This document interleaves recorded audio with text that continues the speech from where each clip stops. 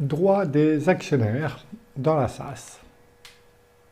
Donc voilà où nous en sommes dans le plan. Droits et obligations attachés aux actions, démembrées ou non. Droits des associés. Droit d'être informé. Droit de voter et ou de participer. Droit de contrôle. Et droit aux bénéfices et aux bonus de liquidation, les droits financiers.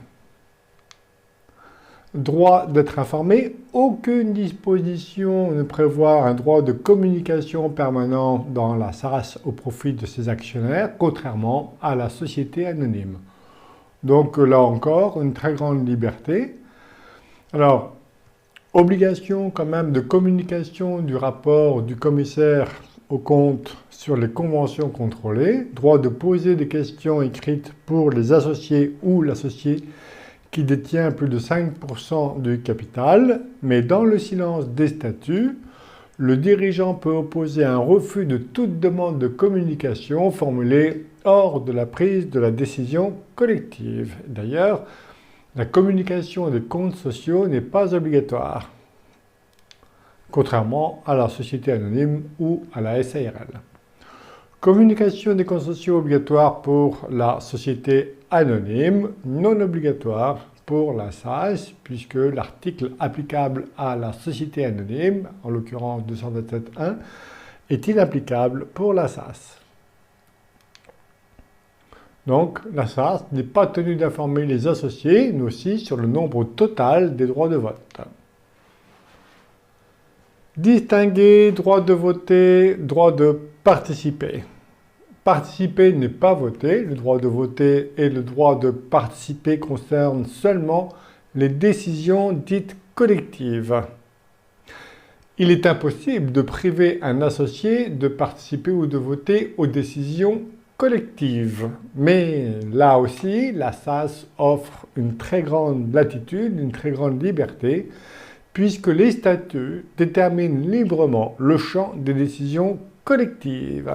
Je rappelle que pour la SAS, le texte n'impose ni Assemblée générale ordinaire, ni Assemblée générale extraordinaire, ni Assemblée tout court d'ailleurs, mais on parle de collectivité des actionnaires ou décision collective. Donc, on va prévoir dans les statuts le champ de décision collective. Si vous restreignez considérablement le champ des décisions collectives aux simples obligations légales, on va voir lesquelles, vous voyez bien que le chef d'entreprise dispose d'un très grand pouvoir, puisqu'il peut seul prendre toutes les décisions, hormis celles qui sont collectives. Ouais. Donc, le plus souvent, c'est la volonté quand même des chefs d'entreprise que je rencontre. Hein. Voilà. Ne pas être ennuyé par des tiers. Et puis ça allège les formalités également. Donc pour la SAS, liberté de préciser le champ de décision collective, et là, qui entraîne bien sûr la participation et le vote de tous les associés. Vous savez ce que j'en pense. Voilà un de mes chouchous du Code de commerce L227.9 avec le 228.11 et 13 qu'on verra un peu plus tard. Les statuts déterminent les décisions qui doivent être prises collectivement par les associés dans les formes et conditions qu'ils prévoient. Et on a vu, et on verra, que les assemblées générales s'imposent pour la SAS ou la SARL d'ailleurs, mais pas pour la société anonyme et la SARL, mais jamais pour la SAS. Sauf si vous avez rédigé des statuts dans ce sens-là. Hein. Voilà. Ici, les décisions qui doivent être collectives, aujourd'hui, faites attention à ne pas les citer forcément dans les statuts, parce qu'on voit que le civil change parfois, et à ce jour, toutefois, sont exercées collectivement par les associés les attributions dévolues aux AGE et aux AGO dans les sociétés anonymes concernant l'augmentation, l'amortissement, la réduction de capital, la fusion, dissolution, transformation de la société, nomination de CAC, compte annuel et de bénéfices. Donc l'approbation des comptes annuels, décision collective, l'affectation des bénéfices, sauf clause contraire, décision collective, et le montant du dividende, décision également collective. Donc on verra comment on rédige les statuts. Hormis les dispositions légales qui obligent à une participation de la collectivité des actionnaires, eh bien, toutes les autres décisions ne sont pas collectives. Et elles sont prises par, et on précise, par le chef d'entreprise, soit directement, soit indirectement.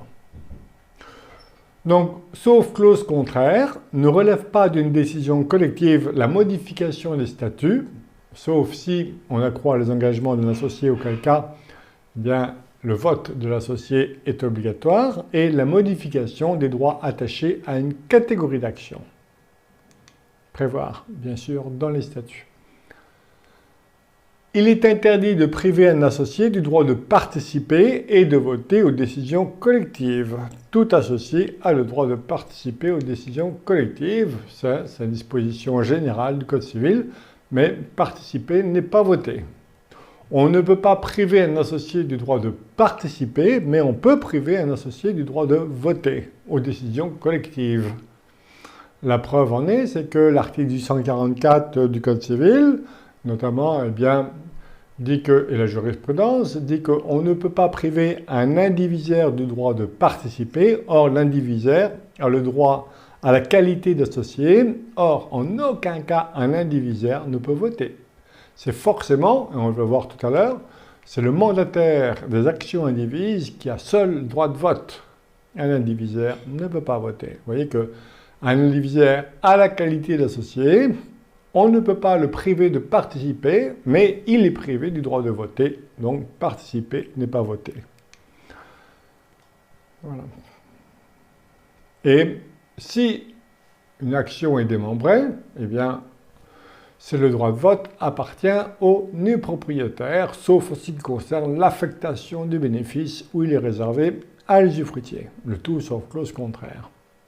On a des règles différentes pour la société anonyme qui distingue le pouvoir de l'usufruitier aux AGO et le nu propriétaire aux AGE.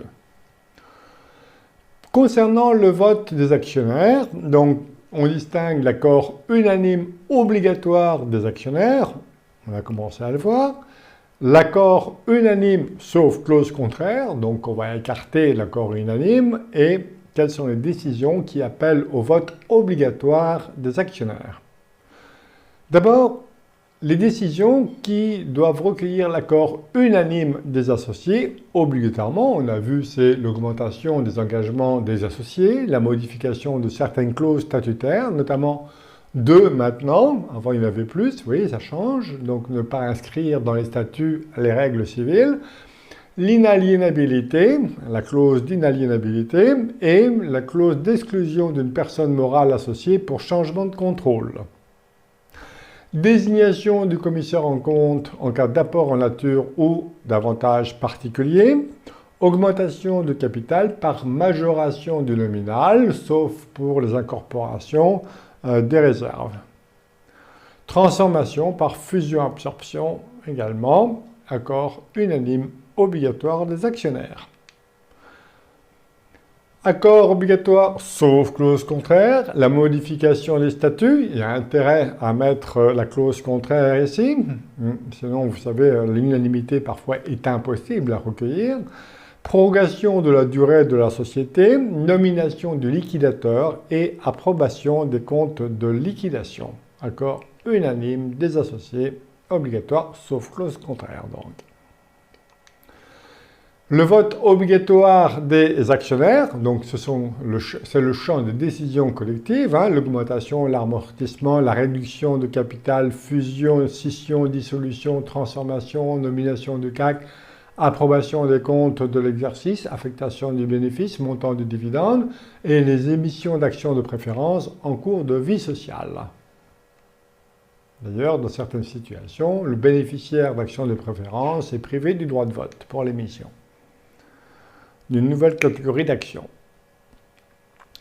Contrôle par les associés, même règle que pour celle de la société anonyme, tout associé ou groupe d'actionnaires qui représente 5% du capital peut demander en justice la récusation pour juste motif du CAC ou la révocation en cas de faute ou d'empêchement, poser par écrit 2 fois par exercice des questions au président, sur tout fait de nature à compromettre la continuité de l'exploitation, demander en référé, à défaut de réponse dans un délai de mois, la nomination de l'expert chargé de représenter un rapport sur les opérations de gestion.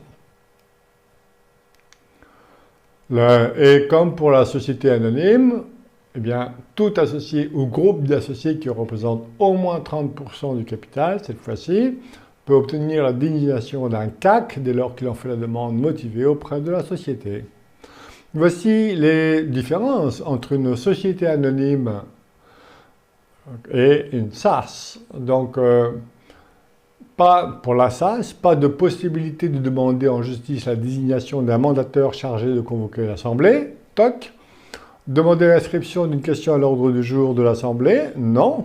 Sauf si on l'autorise, bien sûr. Mais poser des questions écrites avant l'Assemblée, non. Contrairement à la société anonyme. Vous voyez que le droit de communication d'une SAS est quand même beaucoup plus restreint que ceux d'une société anonyme. Droit, alors une proposition de rédaction de clauses statutaires, droits et obligations attachés aux actions, la propriété d'une action ou d'un droit emporte de plein droit adhésion au présent statut et aux décisions régulièrement prises. Chaque action donne droit à la propriété d'une fraction du capital social, de l'attribution d'une partie des bénéfices, d'une participation aux décisions collectives, à l'information exigée par la loi. Oui. Et je ne cite pas tout ce qui est permis ou autorisé parce que ça bouge. Donc l'information exigée par la loi.